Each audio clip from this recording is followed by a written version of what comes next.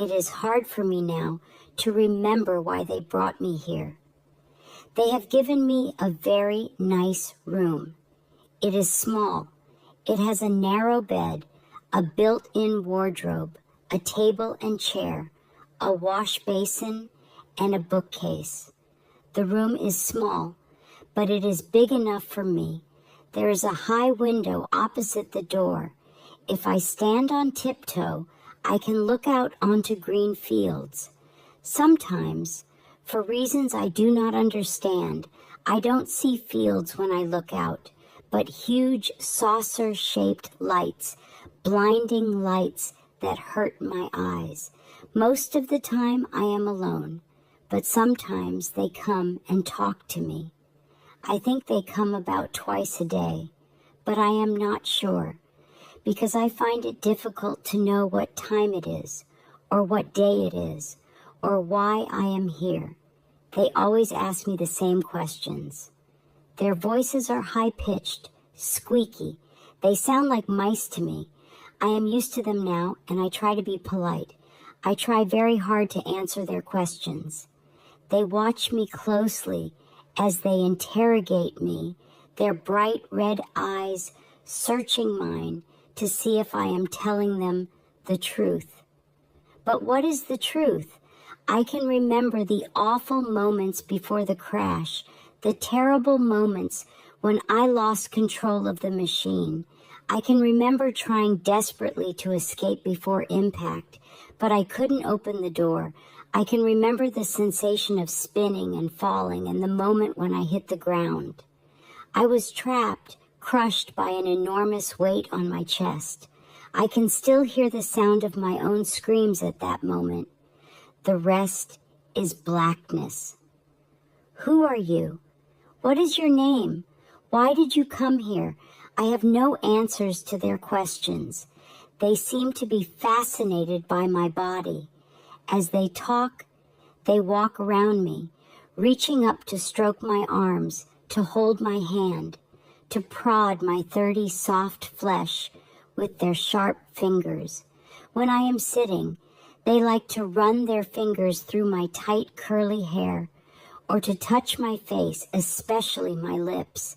The first time they touched me, I hated it, but now I am used to it. I don't mind at all, because I know that they mean me no harm. No, that is not true. Sometimes they tie me down on the bed so that I cannot move at all. I hate that feeling of being trapped, unable to escape. Then they come and stick pins into my flesh. I know it sounds silly, but that is what they do. Perhaps they do not mean to hurt me. Perhaps they are carrying out tests of some kind, trying to find out more about me and where I come from. I suppose I am as much an alien to them as they are to me. Who are you? They ask in their squeaky voices. I try hard to remember a name, any name. If only I could look at myself in a mirror. Perhaps if I saw my face, it would remind me of a name. There is a mirror over the wash basin, but when I look into it, I cannot see any reflection. That really frightens me. It is as if I no longer exist. I breathe on the mirror, but it does not mist over. Isn't that how you test for vampires? Am I dead? What is your name? I can think of a dozen names. George, Mary, John, Elizabeth. Names of the kings and queens of England. Let's try a name. John. They stare at me silently, then turn away and chatter together. The one who seems to be in charge comes back and stands in front of me, looking into my eyes accusingly. He points at my chest and shakes his head. He knows that John is a man's name. How can my name be John? Therefore, I deduce I must be a woman, female, interesting. I run my hands over my shiny black skin. Men are hairy. I have no hair on my arms. Therefore, I am female, and I am beautiful. Black is beautiful. Where have I heard that before? I look down at my arms. Suddenly, they are not black anymore. They are white. Hard and cold and white. What have they done to me? And why do my arms suddenly feel so heavy, like lumps of lead? Perhaps they have drugged me. I am afraid again. I want my mummy. A childish, frightened cry echoes in my ears. Is it my voice that cries out, childlike, for mother? Your name cannot be John, says the tallest of these squeaking mouse-like creatures. The flashing pink eyes stare at me, waiting for an explanation. Please tell us the truth. I'm sorry, I say. You're right. My name isn't John. It's... My voice trails away into silence. If only I could see my reflection in the mirror, then I will know who I am. They leave me to my silence. After a long time, I get up and go to the mirror. Still no reflection. Nothing. I run my fingers over my face, feeling its bumps and hollows, feeling it as if for the first time. Curious, I examine my body, stroking and prodding it the way they do. Again, I explore my face. Whose face is it? How can you recognize your own face or your own body? There is a saying, I know something like the back of my hand. I close my eyes and feel the back of my hand. What do I know about this hand? Nothing. I think back to that terrifying moment before the crash. Then I was alive. Then I knew who I was and what I was doing. I was. A picture starts to form in the mirror, dimly, 85, like distant trees, seen through morning mist.